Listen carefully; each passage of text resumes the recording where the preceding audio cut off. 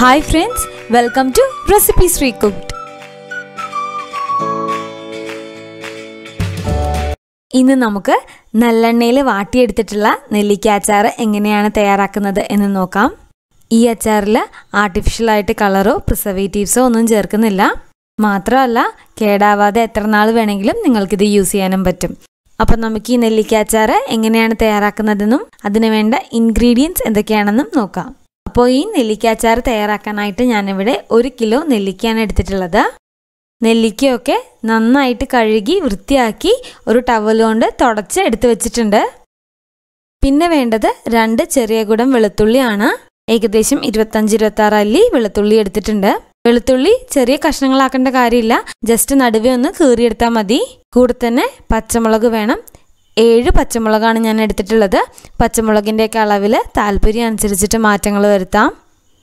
പിന്നെ വേണ്ടത് മുളക് പൊടിയാണ്. മുളക് പൊടി ഒരു 3 ടേബിൾ സ്പൂൺ എടുക്കുന്നുണ്ട്. കൂടെ തന്നെ ഒരു 4 ടേബിൾ സ്പൂൺ കാശ്മീരി മുളക് പൊടി കൂടി എടുക്കുന്നുണ്ട്. എപ്പോഴും മുളക് പൊടി ചേർക്കുമ്പോൾ കാശ്മീരി മുളക് പൊടി കുറച്ച് കൂടുതൽ ചേർക്കാനായിട്ട് പ്രത്യേകം ശ്രദ്ധിക്കണം. കാശ്മീരി മുളക് പൊടി ചേർക്കുമ്പോൾ അച്ചാറിന് നല്ലൊരു കളറ് കിട്ടും. മാത്രമല്ല അച്ചാറ് വെള്ളം പോലെ ആവാതെ നന്നായിട്ട് കുറുകി വരാനും നെല്ലിക്കയിലോട്ട് ഈ ഗ്രേവി നന്നായിട്ട് കോട്ട് ചെയ്തെടുക്കാനും പറ്റും. അപ്പോൾ അച്ചാർ തയ്യാറാക്കുമ്പോൾ എപ്പോഴും മുളക് പൊടിയുടെ കൂടെ കാശ്മീരി മുളക് പൊടിയും കൂടെ ഇച്ചിരി കൂടുതൽ ചേർക്കാനായിട്ട് പ്രത്യേകം ശ്രദ്ധിക്കണം. ഇതിലോട്ടിനി 1 ടീസ്പൂൺ കായപ്പൊടി വേണം. ആവശ്യത്തിന് നല്ലെണ്ണ വേണം. ആവശ്യത്തിന് കടുകും ഉപ്പും കറിവേപ്പിലയും വേണം. അപ്പോൾ ഇനി നെല്ലിക്ക അച്ചാർ തയ്യാറാക്കാനായിട്ട് ഒരു ചീനച്ചട്ടി ചൂടാവാനായിട്ട് വെക്കാം. ഇനി ഈ ചീനച്ചട്ടി ഒന്ന് ചൂടായി വരുമ്പോൾ നമുക്ക് നല്ലെണ്ണ ചേർത്ത് കൊടുക്കാം. ആവശ്യത്തിന് നല്ലെണ്ണ ചേർക്കണം. ഞാനിവിടെ ഒരു 1/3 കപ്പ് നല്ലെണ്ണയാണ് ചേർക്കുന്നത്. ഇനി നല്ലെണ്ണയൊക്കെ ഒന്ന് നന്നായിട്ട് ചൂടായി വരണം. ഇനി ഈ നല്ലെണ്ണയിലോട്ട് നമ്മൾ കഴുകി തുടച്ച് വെച്ചിരിക്കുന്ന നെല്ലിക്ക ചേർക്കാം. പ്രത്യേകം ശ്രദ്ധിക്കണം, നെല്ലിക്കയിൽ ഒട്ടും വെള്ളം കാണരുത്. ഇനി ഈ നെല്ലിക്കയൊക്കെ നല്ലെണ്ണയിലിട്ടിട്ട് നന്നായിട്ട് വാട്ടിയെടുക്കണം.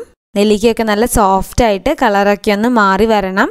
മീഡിയം ടു ലോ ഫ്ലെയിമിലിട്ടിട്ട് വേണം നെല്ലിക്ക വാട്ടിയെടുക്കാനായിട്ട്. എനിക്ക് ഏകദേശം ഒരു 35-40 മിനിറ്റ്സ് എടുത്തു നെല്ലിക്ക നന്നായിട്ട് സോഫ്റ്റായിട്ട് കളറൊക്കെ ഒന്ന് മാറി വരാനായിട്ട്.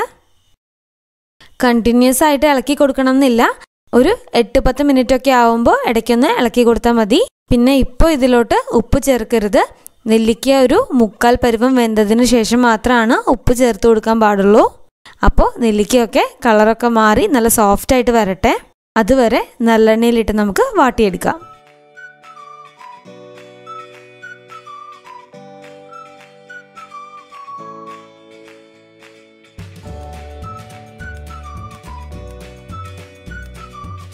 ഏകദേശം ഒരു അരമണിക്കൂർ കഴിയുമ്പോൾ തൊട്ട് നെല്ലിക്ക വെന്തോന്ന് നോക്കാം. ചില നെല്ലിക്ക പെട്ടെന്ന് വെന്ത് കിട്ടും, ചില നെല്ലിക്ക വേവാനായിട്ട് കുറച്ച് സമയം എടുക്കും. അപ്പോൾ ഇവിടെ നെല്ലിക്ക ഒരു 1/4 പരുവായിട്ടുണ്ട്. ഈ സമയത്ത് നമുക്ക് 1 ടീസ്പൂൺ ഉപ്പ് ചേർക്കാം. അച്ചാറിലേക്ക് ആവശ്യമുള്ള മുഴുവൻ ഉപ്പും ഈ സമയത്ത് ചേർക്കരുത്. നെല്ലിക്കയ്ക്ക് ആവശ്യമായിട്ടുള്ള ഉപ്പ് മാത്രം ഈ സമയത്ത് ചേർത്താൽ മതി.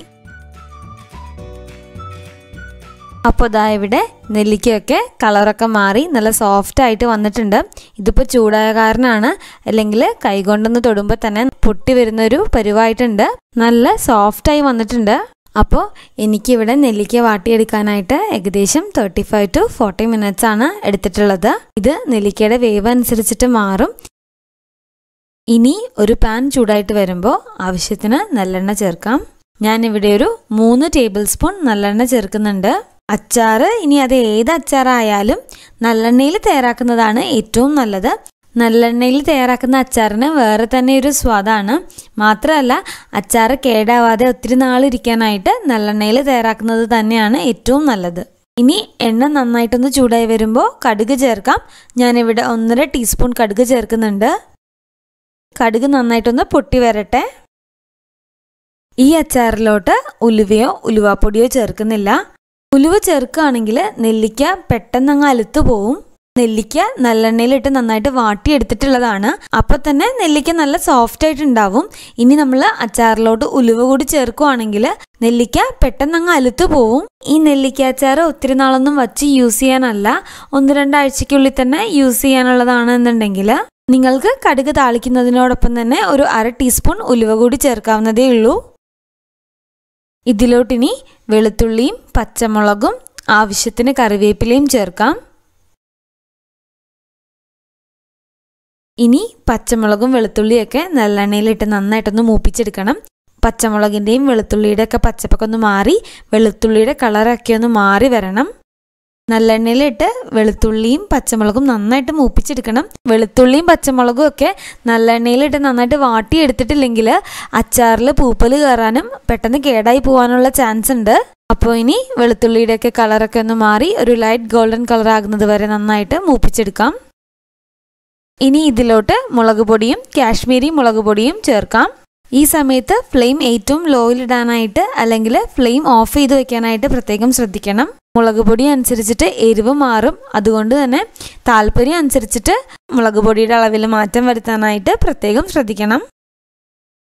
ഇനി മുളക് പൊടിയൊന്നും കരിഞ്ഞു പോവാതെ ലോ ഫ്ലെയിമിലിട്ടിട്ട് മുളക് പൊടിയുടെ പച്ചപ്പൊക്കെ ഒന്ന് മാറുന്നത് വരെ നന്നായിട്ടൊന്ന് മൂപ്പിച്ചെടുക്കാം. ഇതിലോട്ടിനി അച്ചാറിന് ആവശ്യമായിട്ടുള്ള ഉപ്പ് ചേർക്കാം. കായപ്പൊടി ചേർക്കാം. ഇനി ഇതെല്ലാം കൂടി ലോ ഫ്ലെയിമിലിട്ടിട്ട് 2 മിനിറ്റ് കൂടി ഒന്ന് ചൂടാക്കി എടുക്കാം. ഇനി ഇത് വാട്ടി വച്ചിരിക്കുന്ന നെല്ലിക്കയിലോട്ട് ചേർത്ത് നന്നായിട്ടൊന്ന് യോജിപ്പിച്ചെടുക്കാം.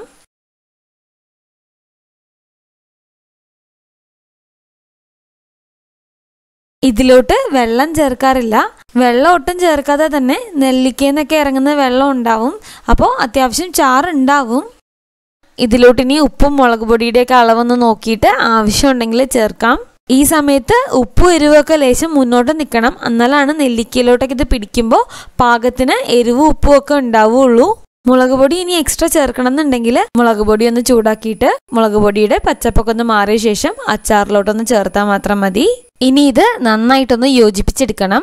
ഇനി ഇതിൻ്റെ ചൂടൊക്കെ മാറി തണുത്തതിന് ശേഷം ഒട്ടും ഈർപ്പമില്ലാത്ത ഒരു ഭരണിയിലേക്കോ അല്ലെങ്കിൽ ഒരു ഗ്ലാസ് കണ്ടെയ്നറിലോ ഇട്ടിട്ട് എയർ ടൈറ്റ് ആയിട്ട് അടച്ച് നമുക്ക് എടുത്തു വെക്കാം. ഇതെപ്പോഴും 1-2 ആഴ്ച കഴിഞ്ഞിട്ട് യൂസ് ചെയ്യുന്നതാണ് ഏറ്റവും നല്ലത്. നല്ലെണ്ണയിൽ വാട്ടിയെടുത്തത് കൊണ്ട് തന്നെ ഓൾറെഡി നെല്ലിക്കയൊക്കെ നല്ല സോഫ്റ്റ് ആയിട്ട് ഉണ്ടാവും. ഇന്നോ നാളെയോ എടുക്കണേന് കുഴപ്പമൊന്നും ഉണ്ടായിട്ടല്ല. നെല്ലിക്കയിലോട്ട് ആ ഉപ്പും മുളകും ഒക്കെ പിടിക്കണമെങ്കിൽ 1-2 ആഴ്ച ഇരിക്കുന്നതാണ് ഏറ്റവും നല്ലത്. അപ്പോൾ ദാ അത്രയേ ഉള്ളൂ. നല്ലെണ്ണയിൽ വാട്ടിയെടുത്തിട്ടുള്ള നെല്ലിക്ക അച്ചാർ തയ്യാറായിട്ടുണ്ട്. ഇത് നമുക്ക് എത്ര നാൾ വേണമെങ്കിലും വച്ച് യൂസ് ചെയ്യാൻ പറ്റിയ ഒരു അച്ചാറാണ്. നെല്ലിക്ക ഒത്തിരി അങ്ങ് അലുത്ത് പോവണ്ട എന്നുണ്ടെങ്കിൽ മാത്രം ഫ്രിഡ്ജിലെടുത്ത് വെച്ചാൽ മതി. അല്ലെങ്കിൽ പുറത്ത് വെച്ചാലും പെട്ടെന്നൊന്നും കേടായി പോവില്ല.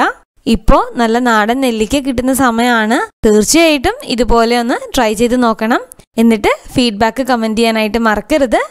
എല്ലാവർക്കും ഇന്നത്തെ ഈ റെസിപ്പി ഇഷ്ടമായി എന്ന് പ്രതീക്ഷിക്കുന്നു. ഇഷ്ടമായാൽ വീഡിയോ ലൈക്ക് ചെയ്യാനും ഫ്രണ്ട്സും ഫാമിലിയായിട്ട് ഷെയർ ചെയ്യാനും മറക്കരുത്. അതുപോലെ തന്നെ ഇതുവരെ ഈ ചാനൽ സബ്സ്ക്രൈബ് ചെയ്തിട്ടില്ലെങ്കിൽ സബ്സ്ക്രൈബ് ചെയ്ത് നമ്മളെ സപ്പോർട്ട് ചെയ്യുമെന്ന് പ്രതീക്ഷിക്കുന്നു. കൂടെ തന്നെ ആ ബെല്ലൈക്കൺ ഒന്ന് പ്രസ് ചെയ്ത് ഓൾ എന്ന ഓപ്ഷൻ സെലക്ട് ചെയ്യാൻ മറക്കരുത്. അപ്പോൾ വീണ്ടും മറ്റൊരു റെസിപ്പിയുമായി മറ്റൊരു വ്ലോഗിലൂടെ കാണാം. Till then take care and thanks for watching recipes റീകുക്ഡ്.